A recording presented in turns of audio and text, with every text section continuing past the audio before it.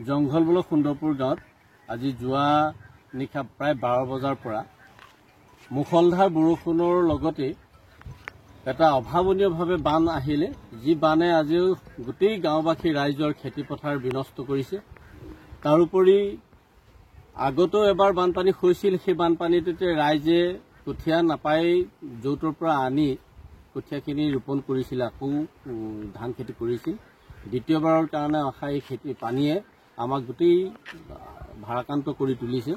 দ্বিতীয়বাৰৰ বাবে খেতি কৰিব পৰা আমাৰ সামৰ্থ্য নাই। গতিকে আমি এই জংঘল ব্লক সুন্দৰপুৰত যি অভাৱনীয় বান আহিছে, এই অভাৱনীয় বানে প্ৰত্যেক ঘৰ মানুহৰ ঘৰৰ দুৱাৰেদি একাঠুকৈ পানী, কিছুমানৰ ঘৰত আপোনাৰ এককাললৈকে পানী হৈছে। আমি গোটেই ৰাইজখিনিক ইতিমধ্যে কুচুমাৰী হাইস্কুললৈ শিবিৰৰ কাৰণে প্ৰেৰণ কৰা হৈছে। কিমান পৰিয়াল ক্ষতিগ্ৰস্ত হৈছে? আমাৰ 47 ঘৰ মানুহ ইতিমধ্যে ক্ষতিগ্ৰস্ত হৈছে। প্ৰত্যেকৰ ঘৰতে বানপানী এককাললৈকে হৈছে আৰু প্ৰত্যেকৰে খেতিপথাৰ ডুব গৈছে। আপোনালোকে দেখিছে, আপোনালোকৰ জৰিয়তে আমি সমগ্ৰ অসমৰ আপোনালোকে নিশ্চয় দেখাব প্ৰয়াস কৰিব।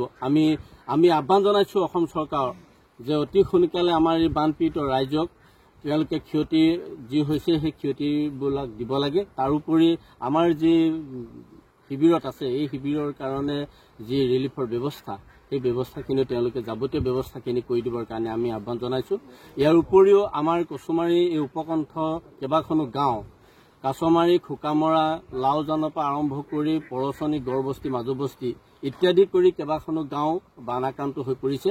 সমূহ ৰাইজে আচলতে এই খেতিপথাৰৰ জীৱন জীৱিকা যি প্ৰক্ৰিয়া আছিল, আমাৰ খেতিৰ মূল প্ৰধান আছিল, এই খেতিটো ইতিমধ্যে বানে শেষ কৰিছে। আমি চৰকাৰক দাবী জনাইছোঁ, অনুৰোধো কৰিছোঁ সমান্তৰালভাৱে। গতিকে আমাৰ এই যি ক্ষতিগ্ৰস্ত হৈছে বানপীড়িত ৰাইজক, তেওঁলোকৰ প্ৰতি সহায় হাত আগবঢ়াবৰ কাৰণে।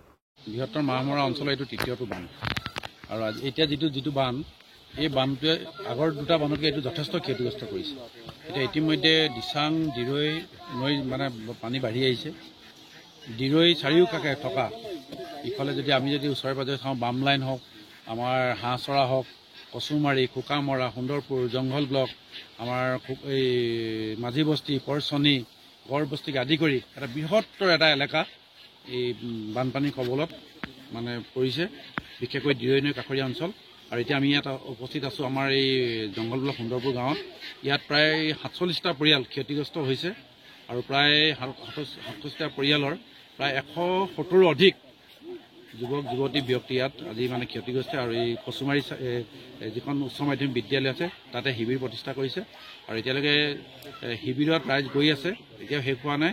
আৰু চৰকাৰ ফালৰ পৰা শিবিৰ আগবঢ়াই নিয়াৰ ক্ষেত্ৰত শিবিৰত যাতে জনসাধাৰণে কোনো ধৰণৰ মানে অসুবিধাৰ সন্মুখীন হয়, তাৰ বাবে যাৱতীয় ব্যৱস্থা গ্ৰহণ কৰিছে। পানী ক্ৰমাগতভাৱে বাঢ়ি আহিছে।